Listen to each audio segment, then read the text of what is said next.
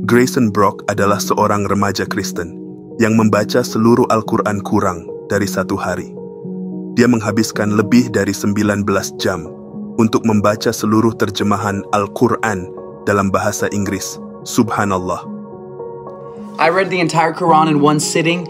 As an American who has never read the Quran ever in my entire life, my professor one day told me, the Quran is not very long, you guys should read it. I was in a religious class.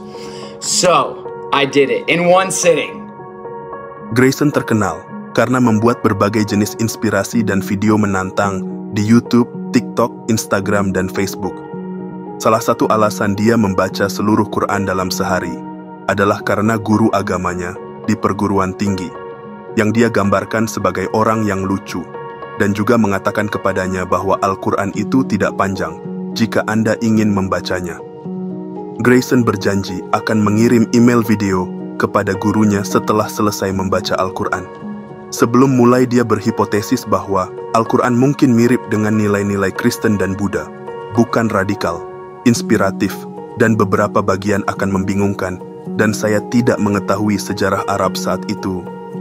Yang menarik adalah Grayson membaca Al-Quran tanpa mengenakan baju, dan setiap kali dia menyelesaikan satu halaman, dia menandai tubuhnya untuk menunjukkan kemajuan dan bagian yang berarti baginya dalam proses membaca Al-Quran, dan pada akhirnya, dia mendapat 424 tanda di dadanya. I was pretty shocked, okay, because it literally says, you shall show kindness to your parents. There's another verse that says you should ward off evil with good. I think the Quran and the Bible are much more similar than they are different. I think the Quran is much more to the point, and it says don't worship anything except God. Don't worship any humans, don't worship anything. There is only one God, there is only one supreme being. As the Bible talks about the Trinity and Jesus being the Son of God, and Muslims disagree with that. However, I think the ideas of how to live your life are very similar to both of these books. You disagree or agree with me? Dan saat ini, Grayson menjadi mahasiswa di Universitas Texas Austin. Dia memposting video di channelnya sekitar 4 bulan yang lalu dan mendapat lebih dari 5.000 komentar. Beberapa dari mereka yang berkomentar mengakui bahwa meskipun mereka beragama Islam, mereka tidak pernah mencoba membaca keseluruhan Al-Quran atau mencoba memahami maknanya. Subhanallah. Dengan hampir 2 miliar muslim di dunia, ini adalah sebuah panggilan untuk menyadarkan kita agar kita memperhatikan Al-Quran dan juga meluangkan waktu di tengah kesibukan kita untuk mencari tahu lebih banyak tentang isi Al-Quran. Grayson tidak hanya membaca Quran, dia mencatat beberapa pernyataan penting saat dia membaca. Dia juga kagum ketika dia membaca surat Al-Baqarah 136 yang menekankan fakta bahwa umat Islam percaya pada kenabian Yesus dan menganggapnya sebagai seorang nabi, bukan sebagai anak Tuhan. Yang artinya, katakanlah, kami beriman kepada Allah dan kepada apa yang diturunkan kepada kami dan kepada apa yang diturunkan kepada Ibrahim, Ismail, Ishak, Yakub, dan anak cucunya, dan kepada apa yang diberikan kepada Musa dan Isa, serta kepada apa yang diberikan kepada nabi-nabi dari Tuhan mereka. Kami tidak membeda-bedakan seorang pun di antara mereka, dan kami berserah diri kepadanya. Dan dia merasa itulah yang menyebabkan pertengkaran antara Kristen dan Muslim, meskipun dia merasa ajarannya sama, karena seringkali Yesus disebutkan dalam Al-Quran. Ada hal-hal baik yang dikatakan tentang dia. Setelah membaca keseluruhan makna surah Al-Baqarah, dia merangkumnya dengan mengatakan, orang-orang yang beriman, berserah dirilah engkau kepada Allah, dan janganlah kamu mengikuti setan. Allah Maha mengetahui segala sesuatu, dan Allah Maha melihat. Dia mengatakan bahwa dia khawatir karena membuat terlalu banyak catatan, dan berdoa kepada Allah agar dia mengerti. Karena dia dengan tulus ingin memahami apa yang dia baca dan apa yang harus dilakukan dengan semua informasi tersebut.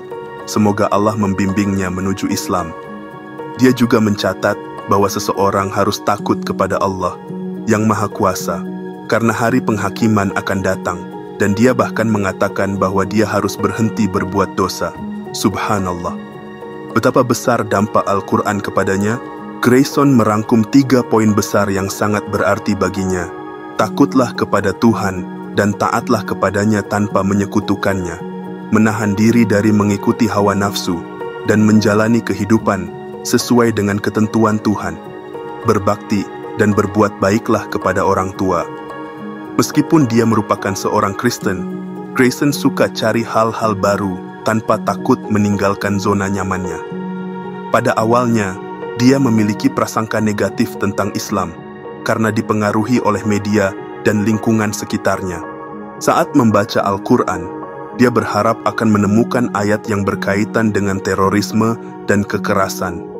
Namun dia justru terkejut dengan apa yang dibacanya. Saat dia mempelajari Al-Quran, dia menemukan keindahan yang ada di dalam Al-Quran.